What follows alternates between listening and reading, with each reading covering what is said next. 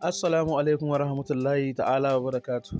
Barkanmu da sake saduwa a cikin wannan shafin namu mai ɗimbin albarka wato Naija Hausa TV. Idan ke baƙuwa ce ko kai baƙo ne a cikin wannan shafin namu, ku danna mana subscribe.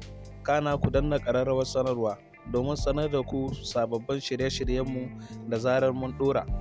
Idan kuma kun yi subscribe, sai ku yi mana liking ɗin wannan bidiyon. Ku faɗa mana abin da kuka ji ko kuma kuka so a cikin wannan shafin a cikin comment box. Kana ku share ku tura zuwa ga 'yan uwa ga abokan arziki. Mun gode.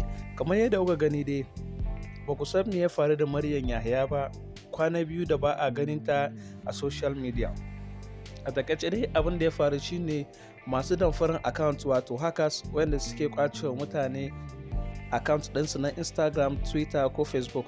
Su ne suka kwace wa Maryam Yahaya account ɗinta na Instagram, wato kwana biyu ba kwa ganin sababbin post ɗinta na hotuna ko kuma video ko kuma a yayin da ake shooting. Amma yanzu alhamdulillah cikin ikon Allah an samu kwato mata account ɗinta na Instagram, a yanda take murna take godiya ga Allah har ta bada wani sako na bada haƙuri da suka so karbe ga sakon nan zamu karanto tare da yi ma mutane na DM wato sako suna tambayar su kuɗaɗe. Ina ba masoya na haƙuri wanda aka tambaya kuɗi da kuma wanda aka yi musu maganar da bai kamata ba.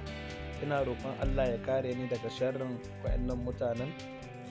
Alhamdulillah account ɗina ya dawo. Na gode. Kuma saurare ta bangaren Maryam Yahaya sai dai a ce masha Allah account ya dawo. A yayin da Bilkisu ce ma take ƙara tuna mutane cewa ita har yanzu aman shiru ba dawo da account ɗinta ba. Nata ya sha ruwa saboda ba a yi mata verify ba. Ita ma aman Allah ya bata nasarar dawo da account ɗinta. Mun gode. Ku yi mana subscribe.